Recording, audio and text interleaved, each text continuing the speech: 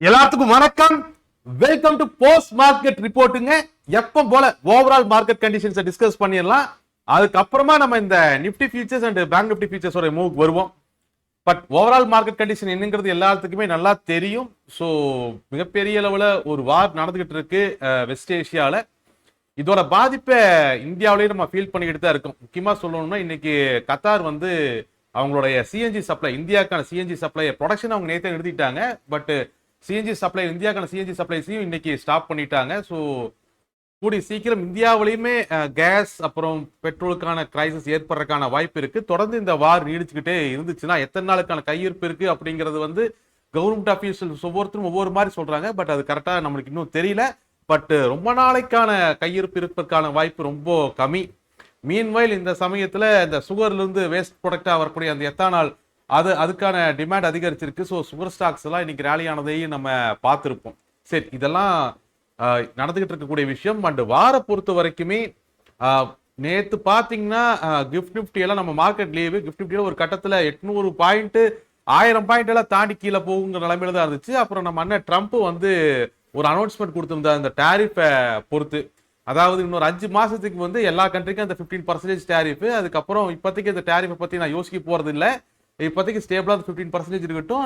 ஒரு 5 மாசத்துல நான் இந்த சண்டையெல்லாம் முடிச்சுட்டு ஏதோ ஒரு ஸ்டேபிள் பிளானோட வர்றேன் அப்படிங்கிற மாதிரி ஒரு பேட்டி கொடுத்தாரு. அதனால இந்த டேரிஃப் இஷ்யூ அப்படிங்கிறது ஒரு இதுதான் 5 மாசத்துக்கு எந்த ஒரு தொந்தரவும் இருக்க போறது இல்லை. அது ஸ்டேபிளான 15% தான் இருக்க போகுது அப்படிங்கிறதுனால நேற்று குளோபல் மார்க்கெட்ஸ் ஓரளவுக்கு ரெக்கவர் ஆச்சு. அதாவது ஒரு 800 பாயிண்ட் 1000 பாயிண்ட் விழுந்த மார்க்கெட் எல்லாம் மறுபடியும் ஒரு 400 பாயிண்ட் ரெக்கவர் ஆகி -400 ரேஞ்சுகளில் ட்ரேட் ஆக ஆரம்பிச்சது. அண்ட் இன்னொரு முக்கியமான விஷயம் வந்து அந்த ஹார்மோஸ் ஜலசந்தியை வந்து தன்னோட ஃபுல் கட்டுப்பாட்டுக்குள்ள வச்சிருக்கிறதா ஈரான் அனௌன்ஸ் பண்ணியிருக்கு. அந்த வழியா வர எந்த கப்பலுக்குமே உத்தரவாதம் இல்லைங்கிறதையும் ஈரான் அனௌன்ஸ் பண்ணியிருக்கு. ஆனால் நிறைய நியூஸ்கள் வந்து என்ன சொல்றாங்க அப்படின்னு சொன்னா அந்த பகுதியில் ஃபுல்லாமே இந்த கன்னி வெடிகளை கடலுக்கடியில் போடக்கூடிய கடலில் போடக்கூடிய கன்னி வெடிகளை பூராமே போட்டிருக்கிறதா சொல்றாங்க. நிறைய நியூஸ்கள் அதை ஒளிபரப்புறாங்க. இன்னொரு பக்கம் அண்ணன் ட்ரம்ப் வந்து அதெல்லாம் ஒன்றும் பிரச்சனை இல்லை, நான் பார்த்துக்கிறேன், கொஞ்ச நாள் அது எல்லாத்தையும் கேப்சர் பண்ணி தந்துடுறேன், பயப்படாதீங்க அப்படிங்கிற ரேஞ்சஸ்ல இந்த பக்கம் ட்ரம்ப் பேசிக்கிட்டு இருக்காரு. மீன்வைல் ஈரான் வந்து தன்னுடைய புது சுப்ரீம் லீடரை தேர்ந்தெடுத்து மறுபடியும் முனைப்போட போற கன்டினியூ பண்ணிக்கிட்டு இருக்காங்க. பட் ஈரானுடைய ஸ்ட்ராட்டஜி அப்படிங்கிறது வந்து யுஎஸ்க்கு சப்போர்ட் பண்ணக்கூடிய யுஎஸ் ஈரான் நெருக்கருக்கு பக்கத்தில் இருக்கக்கூடிய அந்த தளங்களை நோக்கின அட்டாக்கா இருக்கு. உதாரணத்துக்கு 2 விஷயத்தை ஈரான் கான்சன்ட்ரேட் பண்ணுது. ஒன்று யுஎஸ் உடைய தளங்கள், இன்னொன்று வந்து ஆயில் ரிஃபைனரிஸ். அதே நேரத்தில் முந்தானத்து போஸ்ட் மார்க்கெட் ரிப்போர்ட்லையும் நம்ம பேசியிருந்தோம். இந்த அமேசானோட வெப் சர்வீஸை வந்து ஏதோ ஆப்ஜெக்ட் தாக்குச்சு, சடவுன் ஆச்சுன்னு பேசணும்ல, அது ஈரானோட ட்ரோன் தான் அப்படிங்கிறத கன்ஃபார்ம் பண்ணியிருக்காங்க. ஸோ டேட்டா சென்டரையுமே நோக்கி இந்த தாக்குதல் வந்து ஈரான் கன்டினியூ பண்றாங்க அப்படிங்கிறத புரிஞ்சுக்கலாம். ஏன்னா இந்த வார் வந்து ரொம்ப டிபிகல்ட்டான ஒரு வார். நிறைய சயின்டிபிக் அல்லது ஏஐ யூசேஜ் வந்து அதிகமா இருக்கு. ஈவன் ஈரானுடைய சுப்ரீம் லீடரை டார்கெட் பண்றதுக்குமே யூஎஸ் வந்து ஏஐ பயன்படுத்தினதா ரிசல்ட்ஸ் நம்ம பார்த்துருக்கிறோம். அண்டு ட்ரோன் அட்டாக்ஸு, அதாவது ஒட்டுமொத்தமா இந்த வார் அப்படிங்கிறது கொஞ்சம் அடுத்த தளத்துல நடந்துகிட்டு இருக்கிற மாதிரி இருக்கு டெக்னாலஜி வைஸ்ல. ஈவன் உக்ரைன் ரஷ்யா வார்லையும் கூட பெரிய அளவில் ஏஐ பயன்பாடுகள்லாம் இருந்த மாதிரி தெரியல. பட் இந்த வார பொறுத்த வரைக்குமே ஈரானும் சரி இல்லை அது யுஎஸும் சரி பெரிய அளவில் டெக்னாலஜியை அடிப்படையை வச்சு மூவ் பண்றாங்க. ஈவன் வந்து நேற்றுலேருந்து நிறைய சைபர் அட்டாக்ஸை ஈரான் துடுத்துக்கிட்டு இருக்கிறதா பார்த்துட்டு இருக்கோம். யுஎஸ் உடைய பவர் ஹவுஸை சர்வன் பண்றதுல ஆரம்பிச்சு நிறைய விஷயங்களை பண்ணிக்கிட்டு இருக்கிறதா பார்த்துட்டு இருக்கோம். எனிவே இது வந்து ஒரு தேவையில்லாம தேனி களைச்சுட்ட கதையா ஆயிட்டு இருக்குது. இது வந்து அங்கிட்டுக்குள்ளேயே இருந்த பிரச்சனை இல்லை. இந்த தேனி எல்லா பக்கம் பரவி சுத்தி இருக்கிற எல்லாத்தையும் தாக்கி சும்மா மரத்துக்கடியில் உட்காந்து சாப்பிட்டு இருந்தவன் எல்லாத்தையும் கடிச்சு வச்சு அவனை ஓட விட்டுங்கிற கதையா இது பெரிய பிரச்சனையா மாறிக்கிட்டு இருக்கு. இது ட்ரம்ப் அண்ணன் நேற்று பேட்டி கேட்கும்போது இது இவ்வளவு பிரச்சனை ஓடிட்டு இருக்கு அண்ணன் இல்ல நாங்க அவங்க தாக்குவாங்கன்னு எனக்கு தோணுச்சு, அதனால நாங்க தாக்கணும் அப்படிங்கிற ரேஞ்சஸ்ல ஒரு டயலாக் ஒன்று பேசினார். எனக்கு தோணுச்சு தாக்குனேன், அவங்க தாக்குவாங்கன்னு ஃபர்ஸ்ட் தாக்குவாங்கன்னு தோணுச்சு அப்படின்னு. பட் வந்து ஒரு நாட்டுடைய அதிபர், அதுவும் அமெரிக்கா மாதிரி ஒரு நாட்டினுடைய அதிபர் தோணுனதுக்கெல்லாம் செயல்பட முடியுமா அப்படிங்கிறது வந்து அது படலாம் அப்படிங்கிறத ட்ரம்ப் காட்டியிருக்காரு. சரி, இந்த வாரம் இதுக்கப்புறம் இப்ப இருக்கக்கூடிய சூழ்நிலை தொடர்ந்து பார்த்தோம்னா குறைஞ்சது இன்னொரு 5-6 வாரமாச்சு வார் கன்டினியூ ஆகுற மாதிரியான ஸ்டேஜுகள்ல தான் இருக்கு.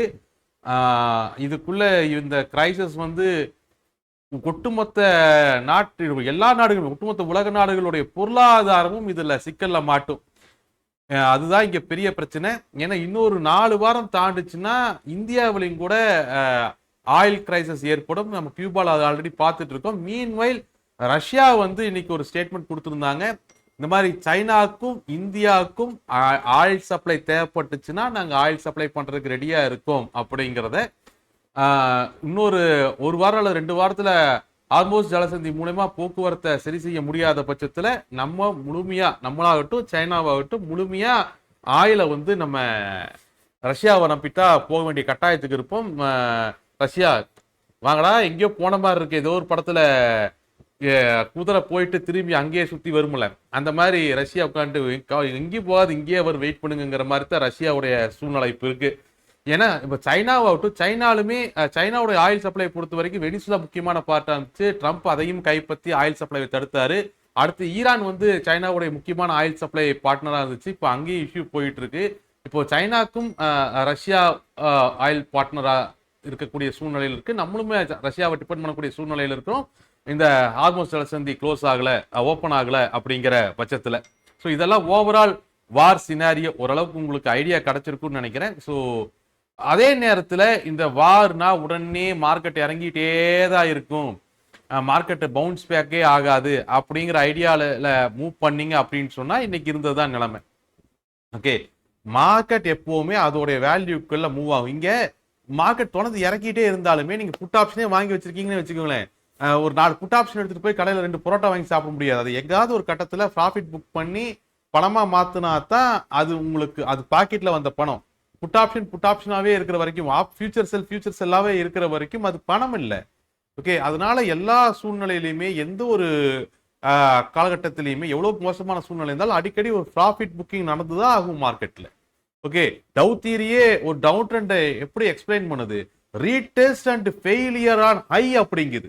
ஒரு டவுன் ட்ரெண்ட்ல போறக்கூடிய மார்க்கெட் தன்னுடைய ஹைய பிரேக் பண்றதுக்கு முயற்சி பண்ணி ஃபெயிலியர் ஆகி தான் அதோடைய நியூ லோவை கிரியேட் பண்ணுமா.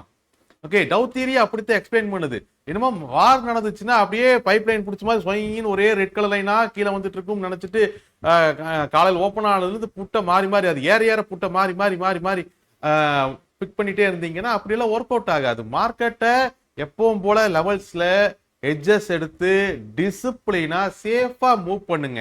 Market is business opportunity. Market காலையில் இவ்வளவு பெரிய கேப் டவுனு, கால்ஸ்ல ஒரு பிரீமியமும் இல்ல, புட் சைட்ல அவ்வளோ பிரீமியம் இருக்கு. ஒரு எஃப்ஐக்கு ஒரு ஹெச்என்ஐ ட்ரேடருக்கு எதுல ப்ராஃபிட், காலை செல் பண்றது இல்லையா, புட்டை செல் பண்றது இல்லையா. ஓகே, அதே நேரத்துல மார்க்கெட் அடுத்த பியர் மார்க்கெட்டோட ஸ்டார்டிங் பாயிண்ட் 24,472 எக்ஸாக்டா அதே இடத்துல டிஃபெண்ட் பண்ணி அது பாட்டுக்கு மேல கொண்டு போறாங்க. மார்க்கெட்ஸ் எப்பவுமே அதோட டிசிப்ளின்ல இருக்கும். நம்ம டிசிப்ளினா மூவ் பண்ணணும். சும்மா யூகத்திலேயே மார்க்கெட்டை கையாண்டுகிட்டு இருக்க கூடாது. ஓகே, ஸோ ஓவரால் ட்ரெண்ட் வந்து இப்போ கொஞ்சம் மோசமா தான் இருக்கு. ஆனா அதுக்காக அப்படியே சரிஞ்சுக்கிட்டே இருக்கும் அப்படின்னு சொன்னா இங்க எல்லாருமே ப்ராஃபிட் புக் ஆகணும், எல்லாருமே பணத்தை மாத்தி ஆகணும். அப்பதான் யூட்டிலைஸ் பண்ண முடியும். டிசிப்ளினா மூவ் பண்ணுங்க மார்க்கெட்ல, அது ரொம்ப முக்கியம். எப்பவும் போல நம்ம வேல்யூஸை டிஸ்கஸ் பண்ணிடலாம். ஓகே, வேல்யூஸை பொறுத்த வரைக்கும் பெரிய காம்ப்ளிகேட்டட் மூவ் எல்லாம் இல்லை. இன்னைக்கு ஆஸ் யூஷுவல் கேப் டவுனு, மிகப்பெரிய நெகட்டிவ் ஓப்பன் ஆன உடனேயே மார்க்கெட்டை 24,472 சொல்லக்கூடிய அந்த மந்த்லி சப்போர்ட், அந்த bear market starting point monthly சப்போர்ட்ல அருமையா புல்ஸ் டிஃபெண்ட் பண்ணதை பார்க்கலாம் நம்ம. அப்புறம் 24,522ங்கிற அந்த ரெசிஸ்டன்ஸை தாண்டி புஷ் பண்றதுக்கு தான் காலையில இருந்து முயற்சி பண்ணிக்கிட்டே இருந்தாங்க. ஆல்மோஸ்ட் அதை தூக்கி புஷ் பண்ணிட்டே இருந்தாங்க. 2 விஷயத்த புல்ஸ் இன்னைக்கு தெளிவா கையாண்டாங்க. ஒன்னு, அடுத்த பியர் மார்க்கெட்டோட ஸ்டார்டிங் பாயிண்ட் மந்த்லி சப்போர்ட்டான 24,472க்கு கீழே மார்க்கெட்டை கொண்டு வராம டிஃபெண்ட் பண்ணுனது. அதே நேரத்துல ஒவ்வொரு தடவையுமே அந்த ஷார்ட் கவரிங் வேலையோட ஸ்டார்டிங் பாயிண்ட் 24,522 அந்த ரெசிஸ்டன்ஸ், அதுக்கு மேல மார்க்கெட்டை புஷ் பண்ண ட்ரை பண்ணுது. இதுதான் ஃபர்ஸ்ட் ஹாப்ல நடந்துட்டு. செகண்ட் ஹாப்பை பொறுத்த வரைக்கும் அவங்க 24,552க்கு மேல மார்க்கெட்டை ஸ்டேபிளைஸ் பண்ணி மார்க்கெட்டை நேரம் மூவ் பண்ணாங்க. 24,728 மார்க்கெட்டினுடைய பொசிஷன். இதெல்லாமே நம்ம திங்கக்கிழமை மார்க்கெட்லயே டிஸ்கஸ் பண்ண வேல்யூஸ் தான். 728 பொசிஷன் 700 வந்த உடனே எக்ஸாக்டா 700 வந்த உடனே பிஎஸ் மார்க்கெட்டை டிஃபெண்ட் பண்ண ஆரம்பிச்சு கீழே கொண்டு வந்து முடிச்சதையும் நம்ம பார்த்தோம். மார்க்கெட் எல்லா சூழ்நிலைகள்லையுமே அது வேல்யூக்குள்ள அது பாட்டுக்கு அதோட டிசிப்ளின்ல மூவ் ஆயிட்டு இருக்கும். ஸோ ஸ்டே எஜஸ் எடுத்து ரூல்ஸை மதிச்சு பக்குவமா செயல்படுங்க. ஓகே, பக்குவமா செயல்படுங்க. அப்புறம் இது ஏதோ பொசிஷன்ஸ்ல ப்ராஃபிட் புக்கிட் இன்னும் கொஞ்ச நேரம் வச்சிருந்தா கோடீஸ்வரன் ஆயிருக்கலாமே அப்படிங்கிற மாதிரிலாம் ஃபீல் பண்ணி தேவையில்லாம பொசிஷன் எடுத்து வச்சுட்டு அப்புறம் இன்னும் எத்தனை பேர் வந்து இன்னைக்கு நாளைக்கு பெரிய கேப் டவுன் இருக்கும் அப்படிங்கிற மாதிரி புட்டோ காலோ மாறி மாறி பை பண்ணி வச்சுட்டு நாளைக்கு எது வேணாலும் நடக்கலாம், நாளைக்கு என்ன வேணாலும் நடக்கலாம். ஹெட்ஜஸ் இல்லாமல் ஓவர் நைட் பொசிஷன் வைக்காதீங்க, அதுவும் இந்த மாதிரியான சூழ்நிலைகளில். ஸோ ஓரளவுக்கு மார்க்கெட்டோட மூவ்மெண்ட் பெரிய காம்ப்ளிகேட்டட் மூவ்மெண்ட் இல்லை, ஒரு அண்டர்ஸ்டாண்ட் பண்ணியிருப்பீங்கன்னு நினைக்கிறேன். மார்க்கெட்டோட க்ளோஸை பொறுத்த வரைக்கும் இது ஒரு ஃபிளாட் டு நெகட்டிவ் க்ளோஸ் தான். இந்த க்ளோஸை பொறுத்த வரைக்குமே நாளத்தை மார்க்கெட்டினுடைய primary resistance 24,632, primary support 24,562, primary ரெசிஸ்டன்ஸுக்கு மேல அடுத்த மந்த்லி ரெசிஸ்டன்ஸ் பொசிஷனல் ஹடில் 24,728, அதுக்கு மேல இருக்கக்கூடிய மந்த்லி ரெசிஸ்டன்ஸ் பார்த்தோம்னா 24,962 அண்ட் 25,022, அதுக்கு மேல இருக்கக்கூடிய பொசிஷன் ஹடில் 25,232. அதே மாதிரி பிரைமரி சப்போர்ட் 24,562க்கு கீழே இருக்கக்கூடிய மந்த்லி சப்போர்ட்ஸ் வந்து 24,522, 24,472, அது கீழே ஹடில் 24,228 அண்ட் அது கீழே இருக்கக்கூடிய monthly support 24,018. Intraday resistance 24,662, 24,758, 24,832 and intraday supports 24,428, 24,358 and 24,332. Okay, அதே மாதிரி ஓப்பன் இன்ட்ரெஸ்டையும் ஒரு பேசிடலாம். ஓப்பன் இன்ட்ரெஸ்ட்டை பொறுத்த வரைக்கும் பெரிய காம்ப்ளிகேட்டடெல்லாம் இருக்காது. ஏன்னா டிஃபென்ஸ் பொசிஷன்ஸ் வந்து பியர்ஸ் நல்லாவே ஸ்ட்ராங் பண்ணியிருக்காங்க, அதனால எந்த ஒரு குழப்பமும் இல்லை. டிஃபென்ஸ் பொசிஷன்ஸை பொறுத்த வரைக்கும் குழப்பம் இல்லை. அதே நேரத்தில் அவங்களுடைய அட்டாக் பொசிஷன்ஸை பெருசாக இன்க்ரீஸ் பண்ணியிருக்காங்களா அப்படின்னு சொன்னால் இல்லை. அவங்க அட்டாக் பொசிஷன்ஸ் எல்லாம் இன்னுமே கொஞ்சம் சொற்பமாக தான் இருக்கு. அட்டாக் பொசிஷன்ஸ் எல்லாம் கம்மியெல்லாம் பண்ணல, பட்டு பெருசாக இன்க்ரீஸ் எல்லாம் பண்ணல. அவங்க 0.1, 0.2, 0.7 அப்படிங்கிறது இந்த 400 வரைக்கும் தான் ஸ்டேபிளாக இருக்கு. 400ங்கிறது அந்த 472, 428 அந்த அடுத்த சப்போர்ட் மந்த்லி சப்போர்ட்டை குறிக்குது. அதே மாதிரி புல்ஸோட டிஃபென்ஸ் பொசிஷன் வந்து பெரிய அளவில் இன்க்ரீஸ் ஆகலினாலுமே கிட்டத்தட்ட அந்த 500ல இருந்து, அதாவது அந்த 472 ஆரம்பிச்சு அதோடைய ஹடில் 228, அதை மையப்படுத்தி அந்த 300ல இருந்து அந்த 500ல இருந்து அந்த 300 ஏரியா 250 வரைக்கும் டிஃபென்ஸ் பொசிஷனை கொஞ்சம் ஸ்ட்ராங் பண்ணியிருக்காங்க. பட் அட்டாக் பொசிஷன்ஸ் எல்லாம் இன்க்ரீஸ் பண்ணியிருக்காங்கன்னா ஒன்றும் இல்லை, அதெல்லாம் ஃபுல்லாக கவர் பண்ணிட்டாங்க. டிஃபென்ஸ் மட்டும் கொஞ்சம் மெயின்டைன் பண்ணுறாங்க புல்ஸ். பியர்ஸை பொறுத்த வரைக்கும் டிஃபென்ஸும் மெயின்டைன் பண்ணுறாங்க, அட்டாக் பொசிஷன்ஸை கம்மி பண்ணல அவங்க. புல்ஸ் கம்மி பண்ணியிருக்காங்க.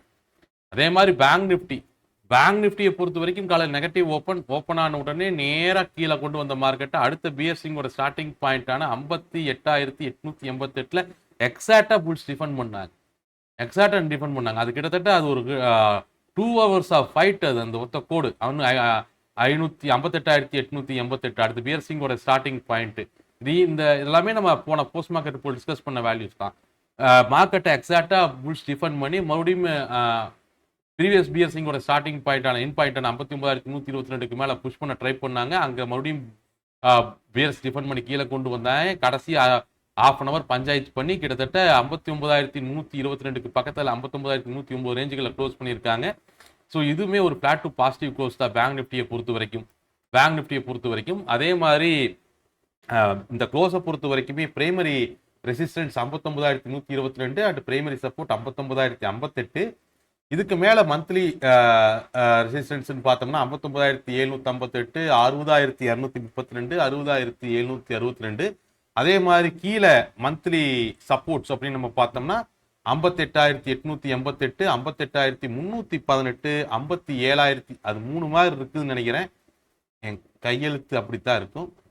57,862 அண்ட் 57,232.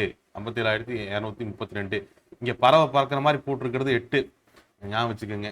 ஓகே, அதே மாதிரி ஓப்பன் இன்ட்ரெஸ்ட்டை பொறுத்த வரைக்கும் பேங்க் நிஃப்டியோட ஓப்பன் இன்ட்ரெஸ்ட்டை பொறுத்த வரைக்கும் சேம் சினாரியோ தான். டிஃபென்ஸ் பொசிஷன்ஸை பியர்ஸ் நல்லா இன்க்ரீஸ் பண்ணியிருக்காங்க. புல்ஸ் வந்து டிஃபென்ஸ் பொசிஷன் ஓரளவுக்கு மெயின்டைன் பண்ணுறாங்க, பட் அட்டாக்கிங் பொசிஷன் ஃபுல்லாக கவர் பண்ணிட்டாங்க. அண்ட் பியர்ஸ் வந்து அட்டாக்கிங் பொசிஷன்ஸை கவர் பண்ணல. இதுதான் பேங்க் நிஃப்டியோடைய ஸ்டேட்டஸ். அண்ட் வி ஆர் இந்த வார் சினாரியோ.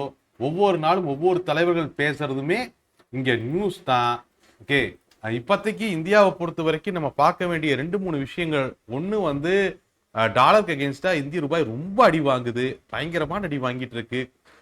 அதே நேரத்தில் கேஸ் சப்ளை அல்லது க்ரூட் ஆயில் சப்ளை பெரிய அளவில் பாதிப்பு ஏற்படுறதுக்கான வாய்ப்புகள் இருக்கு இந்த வாரினால.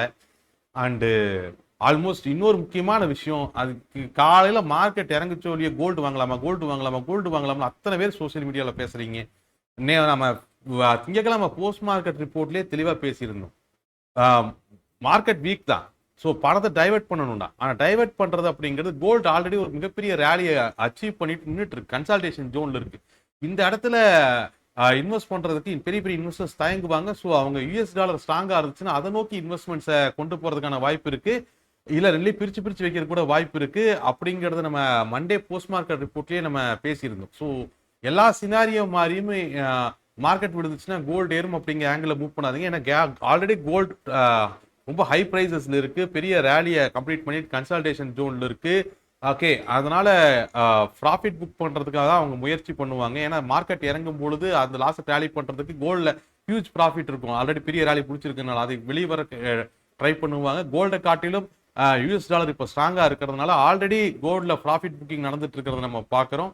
ஸோ அதனால சர்வலோக லிவானி கோல்டு தாங்கிற மாதிரியும் மூவ் பண்ணாதீங்க. மார்க்கெட்டோட சூழ்நிலை என்ன, எது எந்தெந்த வேல்யூக்கள்ல இருக்கு அப்படிங்கிறத யோசிச்சு செயல்படுங்க. பணம் உங்களோடையது. ஓகே, நானும் இல்லை யார் வேணாலும் சோசியல் மீடியாவில் உட்காந்து யூடியூப்லையும் இன்ஸ்டாகிராம்லையும் மனசில் தோணுதெல்லாம் பேசிட்டு போயிடலாம். எண்ட் ஆஃப் தி டே பணம் உங்களோடையது. கேர்ஃபுல்லாக கையாளுங்க, வைஸ் டிசிஷன் எடுங்க. டிசிப்ளின் ரொம்ப முக்கியம், சூழ்நிலை, அந்த மேக்ரோ எக்கனாமிக் சூழ்நிலையை அனலைஸ் பண்ணி முடிவெடுக்க வேண்டியதும் கட்டாயமாகுது. மறுபடியும் நம்ம நாளத்தை போஸ்ட் மார்க்கெட் ரிப்போர்ட்ல மீட் பண்ணுவோம். Thank you everyone guys, thank you.